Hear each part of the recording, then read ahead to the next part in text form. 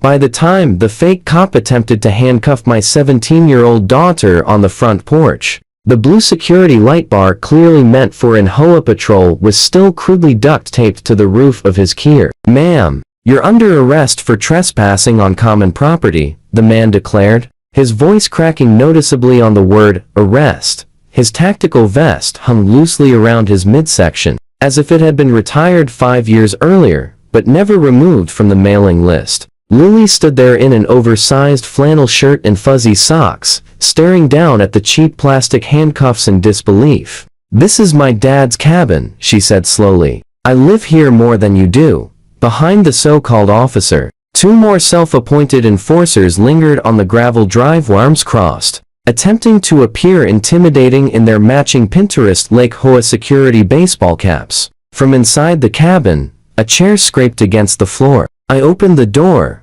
one eyebrow already raised. In my left hand, I held a coffee mug. On my right, a phonystole on an active call with the speaker engaged. "Yeah, I'm watching it unfold right now," I said into the phone. 3 individuals with fake badges attempting a custodial arrest on my minor daughter.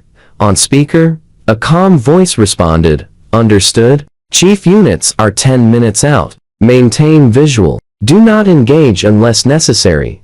I stepped fully into the doorway, finally noticing the leader's vest patch, HOA enforcement officer. I took a slow sip of coffee, my eyes turning flat and cold. "Gentlemen," I said, "I'm Daniel Royce. I command the United States Marshals for this district, and you have just made several career-limiting decisions today." 2 months earlier, I had purchased the cabin specifically to escape this exact kind of nonsense. I was 47, widowed, and exhausted in a way that sleep could never fix. After 20 years in the United States Marshals Service tracking fugitives, escorting judges, and occasionally protecting extremely anxious witnesses, I wanted only one thing: quiet. So when I discovered a weathered-a-frame overlooking Pioneerist Lake in a gated community called Timber Shores Retreat, I thought, sure, how bad could a lake house be? I signed the papers. I skimmed exactly 3 pages of the covenants before my eyes glazed over at phrases like harmonious exterior finishes and rustic aesthetic consistent with lodge lifestyle. Whatever. I simply wanted a place where my daughter Lily could escape the city, and where no one was trying to kill anyone. The first few weekends were perfect. Fishing off the dock, making pancakes on a cast iron skillet that weighed more than Lily's entire backpack, teaching her how to build a proper fire without resembling a pyromaniac. The HOA existed like faint background static, a quarterly email about boat stickers, a reminder not to leave kayaks on the shore, some Facebook group drama about loud music. Then I met her, Mara Yates, president of the Timber Shores Retreat Property Owners Association. Radiated the energy of someone who had been denied the role of middle school hall monitor and had spent the rest of her life correcting that cosmic injustice. She introduced herself at the community dumpster because, of course she did. "Mr. Royce," she said, materializing over my shoulder just as I tossed in a trash bag. "I'm Mara. I chair the Architectural Review, Security, and Social Committees." I nodded. "That sounds busy. We like to keep Timber Shores safe and orderly." Her smile never reached her eyes. "We get a lot of outsiders trying to sneak in: renters, teenagers, jet ski people." "Jet ski people," I repeated. "You'll see," she said cryptically. "Oh, and we expect you at the next HOA meeting. Attendance is mandatory for all new owners. We're discussing enforcement enhancements." It sounded like a threat. I chalked it up to typical HOA weirdness. I should have paid closer attention. It started small. A courtesy notice arrived by email after Lily parked her car at a slight angle in the gravel spot. "Vehicle not centered in designated area. Please review parking guidelines." Then a warning about our firewood stack being visible from the road, even though the road was a dirt path used exclusively by deer and exactly one neighbor who jogged in jeans. I rolled my eyes, paid my dues, and ignored the noise. Compared to transporting organized crime witnesses, arguing about firewood felt like light comedy. Then the security newsletter landed in my inbox. Mara had apparently formed the Timber Shores Community Safety Task Force. The letter blended PTA enthusiasm with small-town police blotter tone. We've had reports of unauthorized youths occupying common areas, vaping on docks, and using profanity near families. Our task force will conduct patrols to ensure compliance. Attached was a photo of 3 middle-aged men in cargo shorts and matching polo shirts, all sporting shiny HOA security badges that had clearly been ordered online. Lily laughed until tears came. "Oh my God, Dad, they made their own cop cosplay." "Relax," I said. "They're just guys with walkie-talkies and cholesterol." But then the task force discovered that Lily existed. One afternoon, while I was on duty downtown, Lily drove up to the cabin with a friend to study for finals in peace. They sat on the dock, feet dangling over the water, textbooks scattered around them. That was when a man with a clipboard and an HOA security patch appeared like a summoned pest. "This dock is common property," he barked. "Residents only." "We are residents," Lily said, turning back to her biology notes. "Cabin 14. My dad owns it. Do you have your Timber Shores ID cards?" She blinked. "Our what?" "Community IDs," he said, puffing up. "Required when using amenities." He scribbled something on his clipboard as if issuing citations on a reality show. 2 days later, I received an email titled "Incident Report, Unidentified Females on Dock." The report accused Lily of refusing to identify and potentially belonging to a renter group. I replied carefully, "That unidentified female is my 17-year-old daughter, listed as an authorized household member in my ownership documents. Do not approach her again without cause." I hit send, annoyed but not alarmed. Mara responded an hour later, "Daniel, security has an obligation to confront suspicious activity. We can't just take anyone's word that they belong. We're rolling out new ID cards soon to prevent further confusion. Please attend the next meeting, where we'll be voting on expanded enforcement authority for our task force. Regards, Mara Yates, President, Timber Shores Retreat POA." Expanded enforcement authority. The phrase itched. I forwarded the email from my government address to my personal archive, a habit born from years of documenting strange encounters. I still assumed it would remain an argument over name tags and parking decals. I did not expect Mara to decide she had the power to arrest my kid. I received the second call while sitting in a briefing room, half listening to a presentation on courthouse security upgrades. My phone buzzed. "Lily," I sent a quick text. "In meeting. You okay?" 3 dots appeared. Then, "HOA security dudes are here. They say I'm trespassing." Before I could reply, my phone lit up again, this time with a Ring camera notification from the cabin. I opened the live feed. The image jittered, then steadied on 3 men standing on my front steps in HOA patrol vests. One of them, the same clipboard warrior from the dock, had his hand on a pair of cheap plastic handcuffs. Another was filming on his phone as if documenting a sting for YouTube. Mara's voice rose from the walkway behind them, shrill and triumphant. "Refusing to leave common property when directed by authorized security constitutes trespassing. We will be taking her into custody until her guardian arrives." I stood up so quickly that my chair tipped backward. "Boss?" one of my deputies asked. "Family issue," I said, already striding toward the door. "I'll be on comes. Keep the briefing going."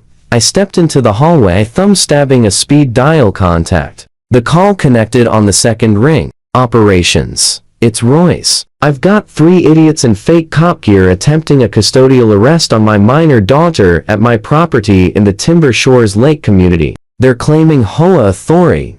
Silence, followed by a low whistle. "You serious? I've got it on live camera. Sending you the local Marshals unit's channel now. Keep streaming. Do not engage unless she's in danger." I switched over, patched in the video feed, and drove like my SUV had a personal vendetta against every speed limit. On the camera, the clipboard guy edged closer to Lily. "Ma'am, if you refuse to comply, we'll have to arrest you for trespassing and disorderly conduct. You're disturbing the peace." "I'm literally just existing," Lily replied, taking a step back.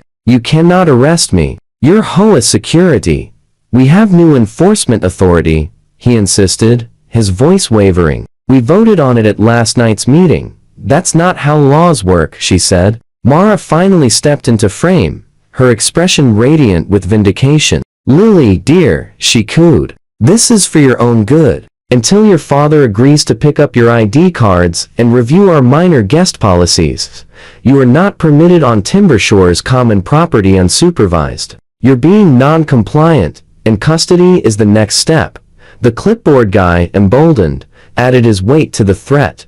My deputy's voice crackled through the car speakers. We're 10 minutes out, Chief. Local sheriffs on board, they've already fielded complaints about this HOA group. Copy, I said tightly. I'll hold perimeter. I wasn't sure which infuriated me more, that they were terrifying my daughter, or that they were strutting around mimicking the language of real law enforcement as if it were a Halloween costume. Either way, they had crossed the line from annoying into criminal false imprisonment, impersonating officers, attempted unlawful arrest. Mara believed she had expanded her enforcement authority. She was about to receive an intensive lesson in what actual authority looked like. By the time my SUV skidded into the gravel drive of cabin 14, the HOA patrol had escalated from cosplay to full-blown fiasco. The clipboard guy stood one step too close to Lily, clutching the plastic cuffs like a holy artifact. Last chance, ma'am, he said. Come with us voluntarily, or we'll have to. You'll have to what? A voice cut in. All heads swiveled. I stood at the base of the steps, my ID wallet open in one hand, the gold star of the United States Marshals Service glinting in the afternoon light. State your names, I said, my voice flat and professional. Full legal names, and do not lie. This is being recorded. Mara recovered first, straightening her blazer. Daniel, there's no need for theatrics. Our security team is acting within the authority granted by the Timber Shores bylaws. Your daughter refused to leave common property, and I didn't look at her. My eyes were fixed on the clipboard guy, whose gaze had locked onto my badge and gone very, very wide. You, I said. What's your name? Brad, he stammered. Brad Fenwick. Brad Fenwick. Are you a certified law enforcement officer in this state, or any state? He hesitated. That pause was his mistake. Well, I mean, I did the 8-hour security course. So, that's a no, I said. Are you currently attempting to place a minor in handcuffs and transport her against her will? It's not like that, Brad protested weakly. We're just detaining her. That's what security does. Lily stepped away from him and slipped behind me, her shoulders finally relaxing. From down the hill came the crunch of tires on gravel to vehicles, a sheriff's cruiser and a dark SUV with government plates. Mara turned, blinking rapidly. Who is that? Those, I said, are the people who actually have enforcement authority. The sheriff climbed out of his cruiser, shading his eyes against the sun. The driver of the second vehicle followed, Deputy Marshal Ortiz, whose resting expression hovered somewhere between bored and ready to ruin someone's entire week. Afternoon, Chief, Ortiz called. Heard you've got some volunteers playing cops and robbers. Brad's face drained of all color. The other two security guys suddenly found their shoes fascinating. The sheriff walked up the steps, taking in the vests, the light bar still taped to the kier, the badges. Ma'am, he said to Mara, you want to explain why your HOA is dressing people up to look an awful lot like law enforcement and trying to detain residents. Mara's smile was tight, trembling at the edges. We are simply exercising our right to enforce community standards. Timber Shores is private property. Private doesn't mean lawless, I said. You can write violation letters. You can tow vehicles under contract. What you cannot do is slap on a badge, declare someone under arrest, and try to haul them off because they didn't kiss your ring at a meeting. Ortiz lifted Brad's plastic cuffs, examining them with mild disdain. These toys touch her wrists, he said calmly, and you're leaving here in real ones. Brad swallowed audibly. The sheriff turned to me. You want to press charges? Impersonating an officer, attempted unlawful detention of a minor, harassment at a minimum, I said. This ends with them never wearing anything that says security again, Ortiz added, and we'll be forwarding all this. He gestured to my phone to the DA. For the first time, Mara looked genuinely rattled. "You can't do this," she hissed. "We voted. The community gave us this authority." I met her eyes, every trace of warmth gone. "Mara, you can hold as many votes as you want," I said. "You still don't outrank the Constitution." The HOA board meeting 2 weeks later drew record attendance. It turned out that watching multiple board members get arrested on the president's front lawn was excellent motivation for turnout. They had relocated the meeting from the cramped little office to the Timber Shores Lodge, a massive log building that tried desperately to appear rustic. Despite having been constructed in 2009, I hadn't intended to attend. I preferred to let the systems I trusted, the sheriff's office, the district attorney, internal investigations, handle the fallout in their own time. But then Lily asked, "Can we kind of want to see how this ends?" So I went out to the front of the lodge. The remaining board members sat behind folding tables draped with the Timber Shores banner.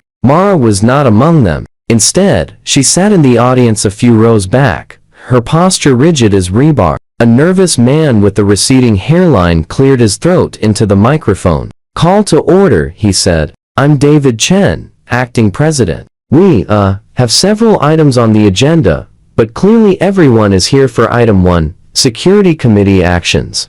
A few people chuckled awkwardly. I sat with Lily about halfway back. A couple of neighbors nodded at us, some grateful, some embarrassed, most both. David glanced at the paper in front of him. "As you all know, at our last meeting, the board voted to expand the authority of the Community Safety Task Force. This included uniforms, patrols, and, detainment protocols." He winced visibly. "We believed we were acting within our rights as a private association."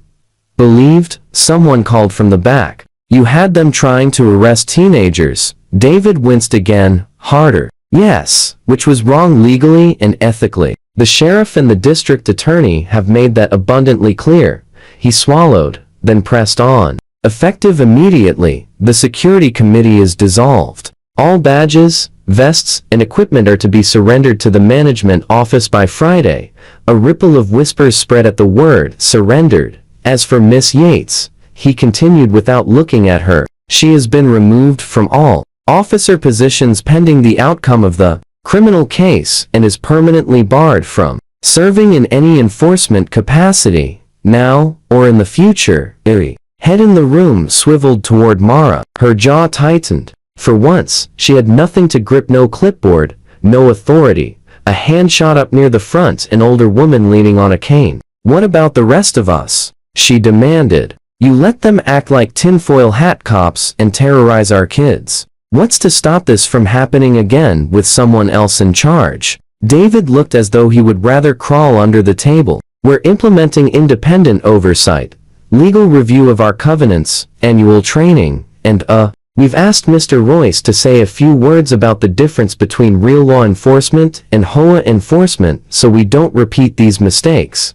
Dozens of heads turned toward me. Lily elbowed me gently. "You kind of have to," she whispered. I sighed, stood, and walked to the front. I didn't raise my voice. I didn't need to. "I'm not here as your neighbor tonight," I said. "I'm here as someone who spent 20 years in an agency that actually possesses the authority some of you pretended to have." I let that settle. "Law enforcement power doesn't come from vests or light bars," I continued. "It comes from laws, oversight, training, and a whole lot of boring accountability." I looked directly at Mara. "You don't get to invent that because you're upset about who uses the dock," someone snorted. "You want to run a book club?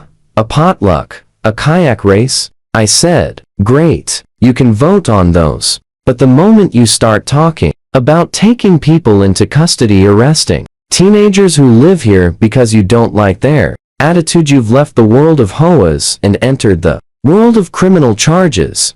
I pointed toward the tall windows where the lake shimmered beyond the pines. "This is supposed to be a retreat, not a low-budget police state." The room erupted into genuine, sustained applause. Mara remained seated, her face frozen, as the board formally voted to dissolve her prize security task force and instead hire an actual off-duty deputy to patrol on holiday weekends. By the end of the night, the HOA patrol vests were piled on a table like trophies from a defeated army. Ortiz, who had come along as a courtesy, picked one up and laughed quietly. "Man," he said under his breath to me, "I've seen less ridiculous gear in SWAT Halloween costumes." 3 weeks later, Mara stood in a courtroom wearing a blazer that looked too stiff for her frame, and a face that had gone completely pale. The judge, a no-nonsense woman in her 60s, peered over her reading glasses at the plea agreement on the bench. "Miss Yates," she said, her voice carrying the weight of decades of rulings, "you have pleaded guilty to misdemeanor impersonation of a public servant and attempted unlawful restraint of a minor. Do you understand that these charges carry serious consequences?" Mara's voice emerged thin and strained. "Yes, Your Honor," the judge continued, "you are hereby sentenced to 365 days in county jail, suspended pending successful completion of 2 years probation. You will pay a fine of $10,000, perform 500 hours of community service, and you are permanently prohibited from holding any position in any homeowners association, condominium board, or similar governing body." Mara's knees buckled slightly. She gripped the edge of the defense table. "10,000, she whispered. "Your Honor," the judge raised a hand. "Additionally, you are barred from any employment or volunteer position that involves security, law enforcement simulation, or authority over minors. This is a permanent restriction that will remain on your record."